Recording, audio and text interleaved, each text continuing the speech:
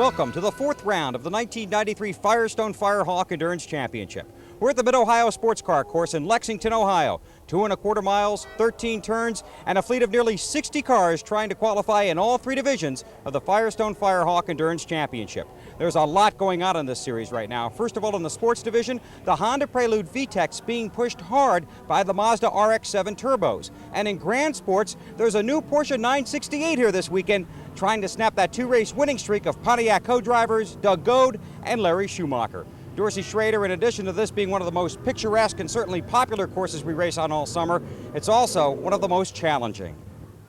Well, Bill, you know, you're absolutely right. Mid-Ohio was repaved about 2 years ago. It's a nice wide racing circuit offering the competitors a lot of racing room.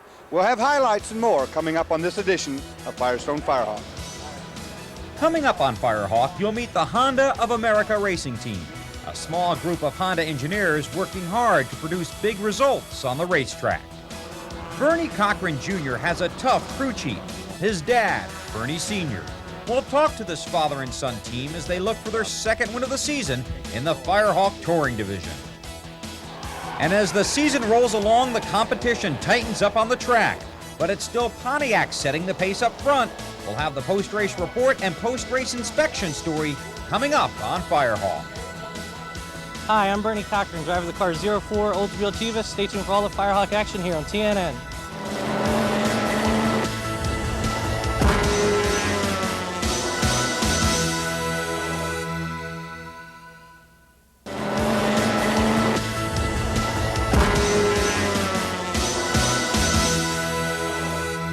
Welcome back to the Mid-Ohio Sports Car Course in Lexington, Ohio.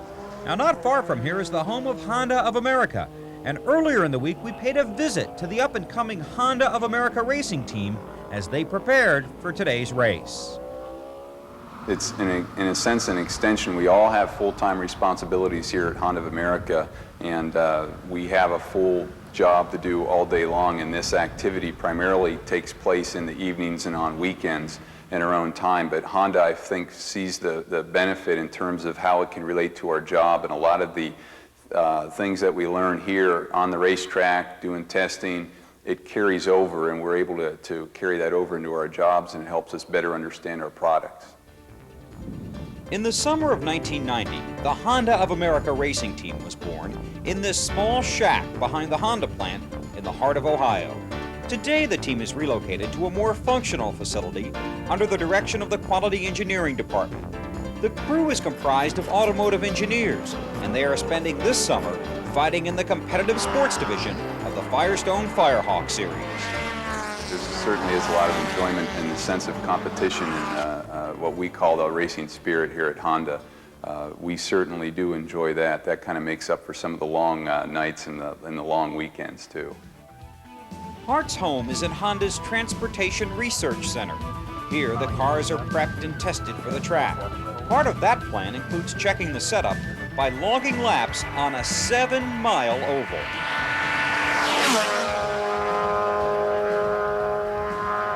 After years of hard work, this team can finally see the light at the end of the tunnel. Still, all the testing and preparation cannot replace what is learned at the racetrack every week.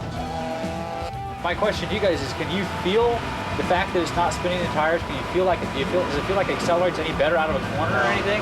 They're hooked up now. They've got a clean lap. We'll watch it this time. Oh, shoot, he's coming in. We'll do 61. What do you think? You want to lower the high? 45. Wait. All right, now go. Time-wise, what were the other people running time-wise, and how did you do compared to? The two Mazdas were quickest. How did you compare to your last session? What did you I get was down? slower by, what did I get the last time?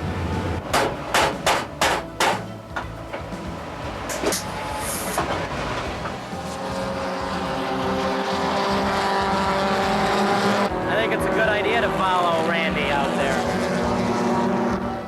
Yeah, certainly the testing we do back at our home office there, it doesn't necessarily, it relates in the direction that we want to go. When we come to the track, we know what changes we need to make if the car's doing a certain thing, but you always want to tune right at the track. That's the real situation. So yeah, we do a lot of the fine tuning's done right here. While the Hart team is comprised of Honda employees, it is not a true company project. Nearly all of the race work is done off the corporate clock, but the success is still measured in the carpeted front offices. We're very pleased with the progress of the car. We've been able to get it to work very well at the track here. The VTEC engine's working very well for us. The chassis and suspension of this new Prelude is working very well. We, as always, Kurt's pushing for more speed and better handling, and so we're always trying something. Okay, we won practice. Honda as a company really stresses teamwork and working together, and again, for a race team, it's extremely important, and it's a good tool to help us in our job to develop the teamwork and how to get along with a group of people, because you're together a lot, and you spend a lot of time under high stress situations, and you've got to learn to communicate and get things done that you need to get done and make decisions and cooperate with everyone. This is you before we took the bar off. See, this is the wheel spin. Yeah. And it's like gone, you know, you come back in. And I couldn't believe this, because this is the first session I've ever seen of these two this close to. I took it twice again to make sure. They never give up. They always want to improve on things. When we came here to Mid-Ohio, the first session, the car wasn't working that well on this track on that day. So we started to make a few changes. Some worked, some didn't. But now we've gone through a methodical series of changes, and we're pretty pleased with how it's working. Oh, I think you know, there's going to be, what, 60-some cars out there tonight, and they'll get a chance. Most of these people that'll be watching, they may own some of those cars, so I think it gives them a chance to go in and look. They may want to say, hey, that Prelude looks like it runs pretty good. Maybe we should go look at one of those, because they are a good running car. Obviously, this could be considered the home course for the Hart crew, and they're hoping they pick up their first ever Firehawk win. They were one of the fastest cars in practice. We'll see what happens. The highlights are coming up. First, here's this week's Firehawk newsreel. Peter Farrell brought his Mazda RX-7 to Mid-Ohio, fresh from his first win of the year in Indianapolis. His two cars were running well in qualifying here at Mid-Ohio, and through the early portion of the session, posted the fastest times in the sports division. But those times were disallowed when IMSA officials observed he was running with his hood slightly open, allowing more air into the turbocharger. The two cars will start 21st and 45th in the overall field. The pole sitters for today's race: in Grand Sports, Stu Hainer and John Heinrichsey in the Firebird. In Sports, Peter Cunningham and Forrest Granlund in the Honda. And in Touring, John Green and Norris Rancourt also in a Honda. Hi, I'm Lee Miller.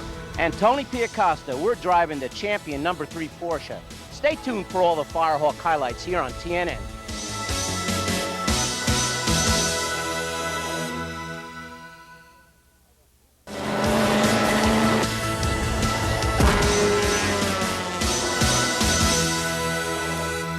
Well, Mid-Ohio, with its long straightaways, usually caters to the faster cars. The big V8 cars, I would think, in the Grand Sport division. Turbocharged cars work very well here. A lot of turns on the back section, but a high-speed track, and the long straightaways are almost always won by the guy with the most horsepower. A 54-car field rolled out onto the Mid-Ohio Sports Car Course for a 3-hour race featuring all 3 divisions of the Firestone Firehawk Endurance Championship. The field included 14 cars in the Grand Sports division, highlighted by a pack of Pontiacs that filled in the first 5 positions. Now let's take a look at the race program and meet some of the drivers. John Heinrichsey will start the number 32 Pontiac that teammate Stu Hainer put on the pole. John won the 1989 Grand Sports Championship and has 8 wins in 24-hour races. Joe Danaher picked up his first career victory in 39 starts last time out at Indianapolis. He won the 1990 Rising Star Award in the Touring division, and once again this week will co-drive a Mazda RX-7 with Peter Farrell. Bernie Cochran is 25 years old. His win earlier this year in Atlanta was his 3rd career victory. He'll co-drive an Oldsmobile with Frank Del Vecchio. The field took the green flag on the long back straightaway with Heinrichsey leading the pack. The Pontiacs quickly broke away at the front of the field, with Larry Schumacher and Larry Rehagen chasing Heinrichsey.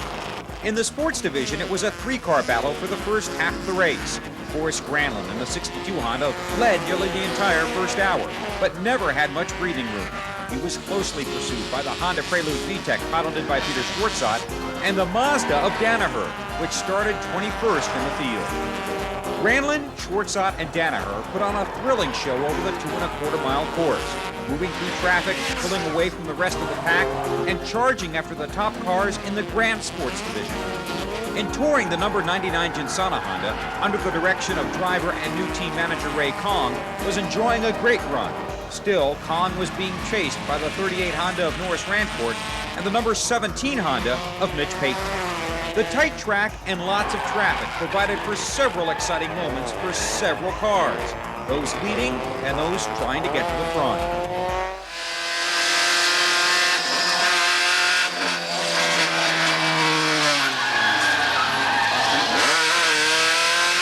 Just past the 1 hour mark, Heinrichs held a 9-second lead over Schumacher in Grand Sports. The battle for the top spot in the sports division continued, with Danaher finally roping in Granlund, then making the pass and taking the lead, with Schwartzat running third in the TC Klein Honda. Ray Kong had a 3-second lead over Rancourt in the touring division. As the race approached the halfway point, a full course caution was required to remove several disabled cars from the track. It was a near-perfect time for several drivers to make the mandatory driver change and fill up with fuel. Stu Hayner took over for Heinrichs in the 32 car that had led from the green flag. Yeah, it was running real good. Everything was working just fine on it. The Pontiac did a good job. The American Motorsports team did a great job preparing the car. Everything was holding up real well. The Delco brakes were just there all the time. I never had anything to worry about. All I had to do was drive and stay on the track. Larry Schumacher and Larry Rehagen had been chasing Heinrichs from the opening lap, both pitted under the caution. Doug Goh took over for Schumacher in the number 6 Pontiac, and Andy Pilgrim replaced Rehagen in the 9. It was our idea to just try to stay in the game and stay as close as possible without taking too many chances.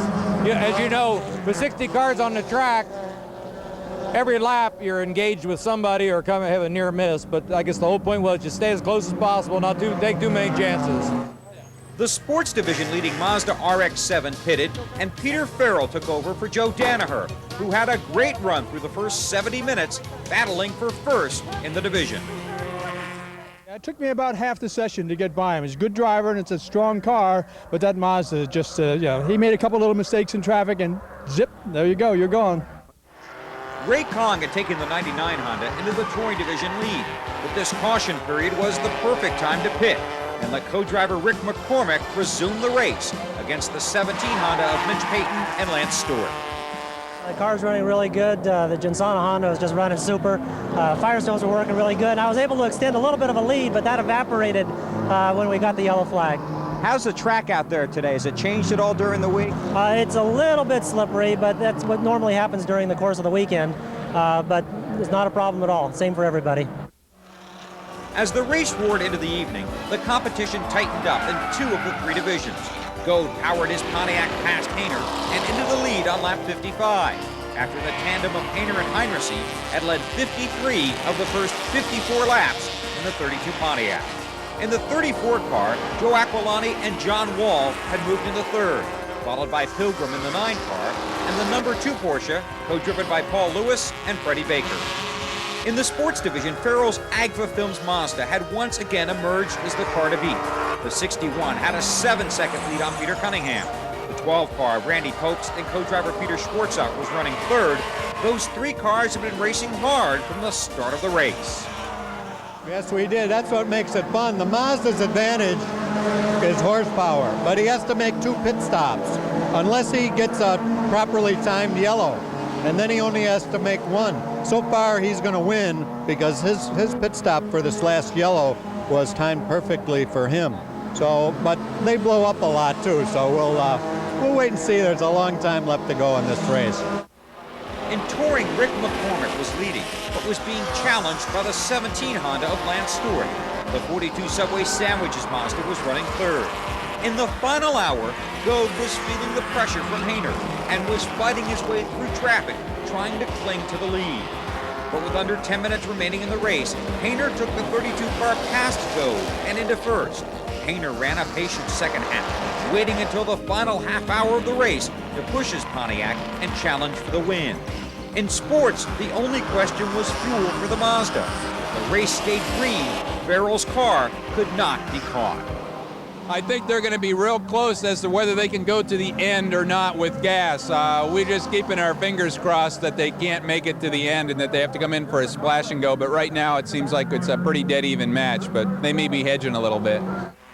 The final laps were a test of temper and talent on the track. Everyone's patience was being put to the test. Hayner edged away from Goad in the final 5 minutes to take the checkered flag for his first win of the season. Goad and teammate Andy Pilgrim finished second and third. In sports, Farrell was fast and had plenty of fuel to finish first for the second straight race. Peter Cunningham and Forrest Granlund placed second, their best finish of the year. In touring, Rick McCormick and Lance Stewart battled right down to the final minute. On the last lap, the two cars got together, fighting for the lead and racing to the checkers. At the bottom of the hill, McCormick hit Stewart, sending the 17 spinning. McCormick won the dash to the line, but his car was disqualified at post-race inspection for an illegal airbox modification, giving Mitch Payton and Lance Stewart their second win of the season.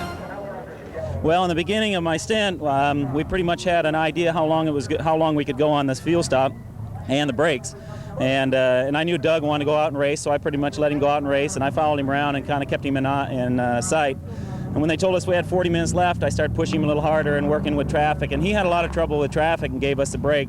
And I think he really used up his car trying to keep in front of me. And I just kept working traffic. And once I got around him, I think he was really struggling. So the car is really perfect. We didn't hit anybody, and nobody hit us. And the brakes are fine, and we still had plenty of gas. So I think we're doing really well. Well, John, congratulations. Welcome back to Victory Lane. It's been a while since we've seen you here in Firehawk. Yeah, thanks a lot. It feels real good to be here. Yeah, Stu just did a super job out there in the second half. Putting it on the pole for me so I could start from there was great, of course, to start with. The pit crew did a fantastic pit stop, just perfect timing and everything, and Stu got in and really did the job, so I'm just happy as hell. Peter Farrell and Joe Danaher, congratulations, Peter. Back-to-back wins for you. Absolutely, Bill. We always knew the Mazda RX-7 had it in it. It's a very potent sports car, proving to be very reliable these days as well. But the real credit should go to my crew, Mitch, Bob, Scott, and Mark, and the other guys. They really work hard on these cars 7 days a week, and they're really more to thank than me. Driving the car's the easy part. Getting it to run and not stop is the hard part. How about it, Joe? You're driving out there and you got to put the boss in there, I guess, when it comes back in, so you got to protect your vehicle? Yeah, I have to be careful, otherwise he gets mad at me. But Peter said it all. You know, the crew did the work. They worked all night the night before, putting a new engine in the car, and we just go out and have fun. But it's great. I have to tell you about something else that makes it all possible, Bill, and that's Ag for Film and Mazda Motors of America. All the support they give us, we wouldn't be here. So thank you very much, those guys.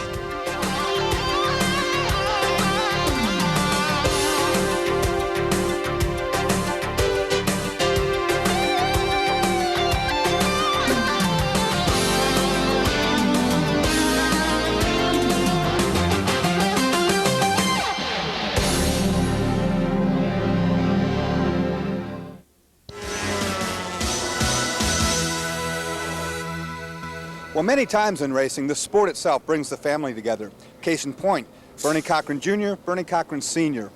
One the crew chief, one the driver. And our Heather Hartley had a chance to meet with them. For the Cochrans, Bernie and Bernie, racing the 04 Olds team is a family affair with a long history. I probably got bit by the bug when I was probably very young. I started going to drag races and watching drag races. I used to see Terry Irwood at these races once in a while, and I took him to hill climbs. In our area, we had a thing called the Pennsylvania Hill Climb Association, which I ran a few races and took him along there, so I guess it was my fault. I caused all these problems. The Cochrans say the Firestone Firehawk series is an obvious choice for them. I'm a Chevrolet Oldsmobile dealer, and we race the products that we sell. So that's sort of nice, too, to tell people about how you do with one of these cars that they drive every day. I think that there's a lot of people out there that could come out and enjoy this sport. I think this is a sport that people can take a car, buy a car right off the showroom floor, do a few minor modifications to it, come in here and be competitive. Both Bernie Sr. and Jr. live in Ephrata, Pennsylvania, peaceful, quiet Amish country.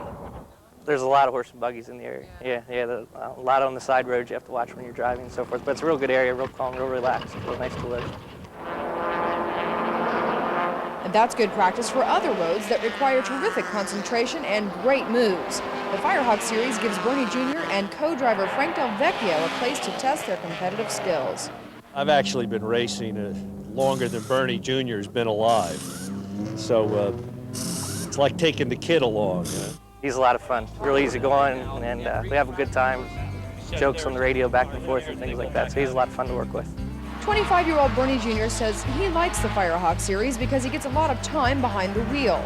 That time seems to be paying off. Bernie and Frank placed 5th at Indianapolis, and they brought home the touring class win at Atlanta. This year was nice. We got a win earlier in the year, and after that first win, you just want to go harder and harder each time. That victory marked the first ever for Del Vecchio in the Firehawk Series, after 58 starts. Well, it felt pretty good. I mean, it took a lot of years. I started with this series back, I think, in '86 when it first started. And, it's been a long dry spell in Firehawk. Yeah, a lot of seconds, a lot of thirds, a lot of fourths. And that official win, kind of nice to get. The cast and crew of this 04 team is tight. Back home, we all run around together, go out and do things together. So it's one big family. We're all pretty much together all the time. Besides, most of us work together, and we all live within probably 20 minutes of each other. So yeah, it's a big family. A family which includes the Hacker brothers, Carl and Paul, who loan time, advice, and cars to the greater Oldsmobile cause. Bernie and Bernie Jr. are easy to get along with, and they're capable of doing things for us, like selling off our old race cars, and we just work collectively with them. You know, we were out to win races for Oldsmobile, which they did at Atlanta. If we can help Bernie by helping them run Buckwheat, the car at 04 we call it, it's one of the cars that we ran well with last year and converted to the touring division. Bernie Sr. thinks the touring division and the rest of the Firehawk Series is headed up. I think the series will keep growing. I think Firestone's involvement and IMSA, I think they're doing an excellent job in this series. I think it's still a series that, you know, people like us, we can come into this series and still win. We don't have a big budget. We don't have a big team. But they do have some big goals for this Firestone Firehawk season. Well, the cars have been doing real well. We've been getting a lot of help as far as coaching and that from Paul and Carl Hacker I have. They've helped a lot. Just getting some technical help from people involved with Oldsmobile and everything like that. They've all helped a lot. And I think we're going to be right in the hunt for it at the end of the year here. Hello, Firehawk fans. I'm Dave Donahue, driver of the 44 Saturn. Hope you enjoyed the show. Please join us again next week for all the action from Watkins Glen. And of course, we'll have all the action from the Glen for you next Saturday. And in 2 weeks, our first Bridgestone Supercar event of the year from Atlanta Motor Speedway. We'll look for you next Saturday, and we'll see you later this weekend on Inside Winston Cup Racing. So long from Mid-Ohio. Transportation provided by Winnebago Industries, manufacturer of the world-famous Winnebago and Itasca motorhomes and the Winnebago conversion vans. For information on how you can join the Winnebago Motorsports team, call 1-800-643-4892. Communications for the Firehawk television crew provided by Racing Radios, Forest Park, Georgia. Racing Radios, the official communications of IMSA.